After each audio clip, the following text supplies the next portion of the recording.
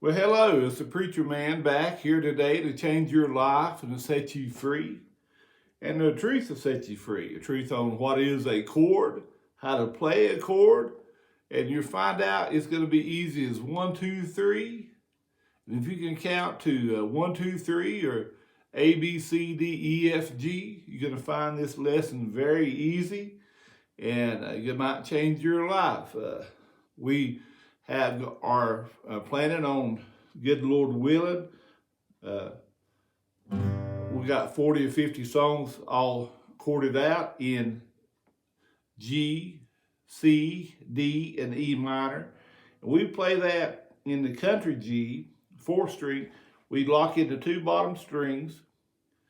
The top string on the 3rd fret, the 5th string on the 2nd fret. And that is a G, 4-finger G. We just drop down the 2 top fingers, not playing the top, the bottom 5, and that is a G, add 9 to the, and then we drop down 1 more. We fret the 3rd string on the 2nd fret, keeping those 2 fingers locked in, playing the bottom 4. That is a D suspended 4. That is our D we play. And then our E minor is a E minor 7. We lock in our 2 bottom strings on the 3rd. We come up to the 4th and the 5th strings on the 2nd, playing all strings. That is a E minor 7. But we need to know what today, just real quick, I'm going to talk about 3 shapes to play every chord. We got to start out with the D shape. We all know that the 3-finger G. But we're going to play we're not going to play that 4th string. We're going to play the bottom 3 strings, which makes a D. And our root note is going to be on the 2nd string, and which is a D, but that's movable. You can move that back all the way, and also the A shape. The A shape is the 4th, 3rd, 2nd string, 4th, 3, 2, and that constitutes an open G. You can strum it, or you can, but also you can come up and you can bar it. So we'll see now the D shape, the A shape. That's how we play banjo. And a banjo is open chorded to G. All the strings are a G. But then I bar the 2nd fret, and that is an A. A lot of times you see the capo on the 2nd fret. And then I do my finger rolls and pick. There's one more shape that's real easy, and I want to show you. I call it the E shape because on the E string, the bottom E string. And you have to know that the notes on the bottom E string is the same as on the top. You got the E, you got the F, and then you go up 2 to the G. No half step between the E and F. So the 1st fret would be an F, but I'm moving up to the 3rd fret because it's easier to fret. I lock in the 2 bottom strings on the 3rd fret. You can do that by bar or by finger. Then you come up 1 and over 1, and that's a G. And it's movable. Only the 3 strings. You can go F, G, then you can go back to A, then B, then up 1 to C. And that is a major chord on all the chords. That's on all the notes. That's a major. Lock in the 2 bottom strings, up and over 1. That's a major chord. And to make a minor chord, you flatten the third. How do you do that? You just bar the bottom 3 strings, and we know that's an F. Come up to the 3rd fret, bar or fret the bottom 3. That is a G. Come up 2 half steps. That's an A. Come up 2. That's a B. Any way you want to do it, you can bar it. You can come up 1 to a C. So it's very easy to play, and it might change your life. You playing with somebody really strumming. You watch their hands, and you can either strum with these, or you can finger roll 3 2 1 3 2 1 3 2, or 3 2 1 and 4 3 1 2 3 and 4 1 2 3 and 4. Use your imagination. Don't let people say this is the only way to play a G chord and the only way to play the C chord. Have fun. It doesn't matter what name is on your stock head. You need to have fun. You need to stay in tune. You need to get you a tuner. You need to stay in time with the metronome. You need to stay with the tempo. Make sure it's a 3/4 or 4/4. You need to work on your technique. At least 5 times a day is better than 30 minutes once a week. And be thankful that you have this opportunity, and do something for yourself. And will give you one tip. It's okay to look at these movable shapes, but if you're looking at the chords right before you change chords, look at where you are going to, not where you at. If you are looking at where you at, by the time you change the chord to move it where you're going to, you done missed a fret. So when you're playing that chord, you get it set. About time to move, you look at where you are going to. I know this is not going to sound as full and deep as all the strings, but it's good, and it's an easy way to play. Now, the piano is one of the easiest ways to find the notes. God gave us 7 natural notes, and if you're a hillbilly in the 5th grade, you can count A, B, C, D, E, F, G. And where does the notes begin? Well, they don't begin. The piano has 88 keys, but they go on forever and ever each way. They have 7 natural notes and 5 half notes, what we call. And they are a step, what I call half steps.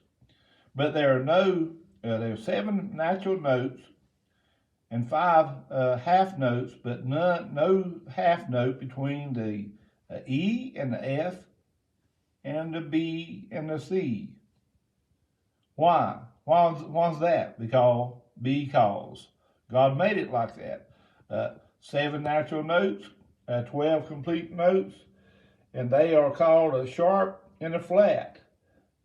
Now, the black notes that are in between the notes on the piano are sharps or flats, and each black note has 2 names. Each one has 2 names.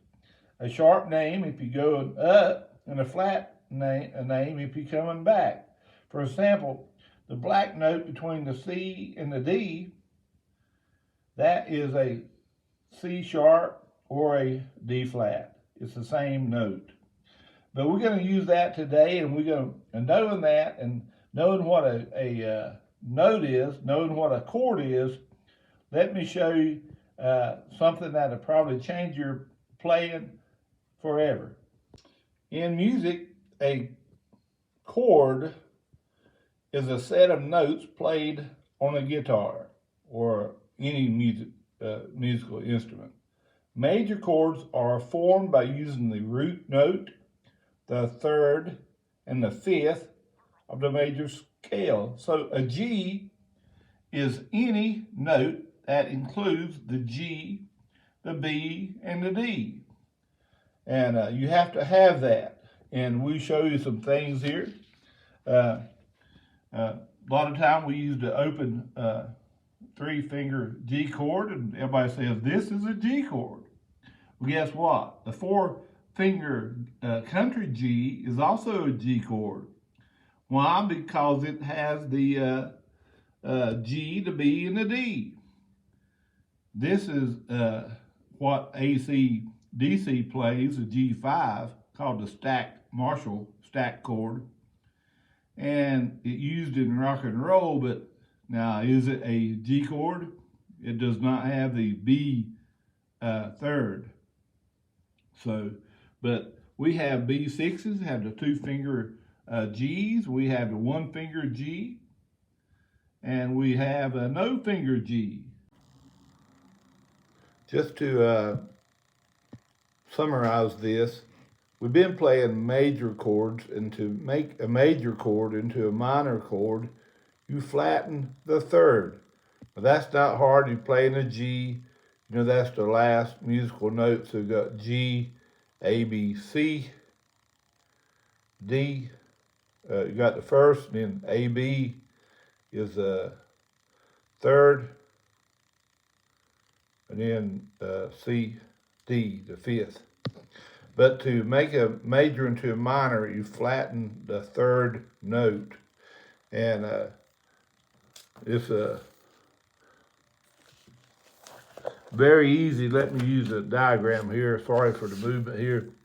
But you see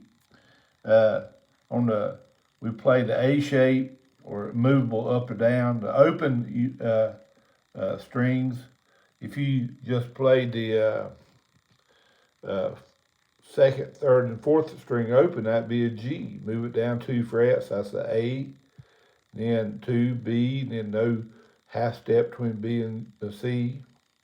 You go down to make the the D shape, just the bottom strings 1, 2, 3. Your root note on the A shape is on the G, and on the D shape is on the B. You have to know the notes on that string. And on the G, the top and the bottom strings are the same note. We played the major, which was very easy. You find the root note, you play the 1st and 2nd string. On the major, you go up 1, over 1. And to make it a minor, you just bar the bottom 3 strings. The only issue you have to study for, or you have to really know, is the root note on that fret. And this is not a complete lesson. It's just the tip of the iceberg. There are shapes all up and down this guitar neck. We only went to the 12th fret because guess what? It starts over. But have fun. Do some study. You can make some beautiful gospel chords and country chords, and you can use different strumming patterns. Just use your imagination and keep in time. It's all about timing and technique. But I hope this is a blessing to you. I hope maybe this will get you through a rough patch. And like I said, you play. Look at the numbers here. When to play the G, we play the G, the D, and then we come over to the B on the 3rd string. Kind of make it like a L. 1st string, 2nd string, 3rd string, up, over. To play a G minor, we would just bar or fret the G, and that would make a G minor. And you can strum it, you can pick it. Like I said, one of my favorite finger pattern is 3. I'm counting strings here, not fingers. 3, 2, 1, 3, 2, 1, 3, 2, or 1, 2. Well, 3, 2, 1, and 4. You know, on notes go. But use your imagination. Keep your guitar in tune, and you can use a free app. Get your metronome. It comes with the app. I don't get any endorsement.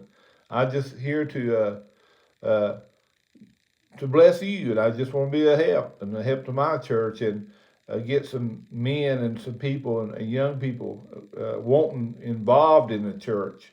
You know, the guitar is what uh, is the instrument of the early church, and we need to bring it back. And but one thing, get you a playing buddy. If you don't have a playing buddy, use soundtracks. Use somebody to play with, and you watch their hands, and then you can, if they strumming and you can't keep up with it, then you do some finger rolls. If they doing finger rolls, finger picking, or chicken picking, where you mute the strings, you just uh, do that little strum. And may God bless you.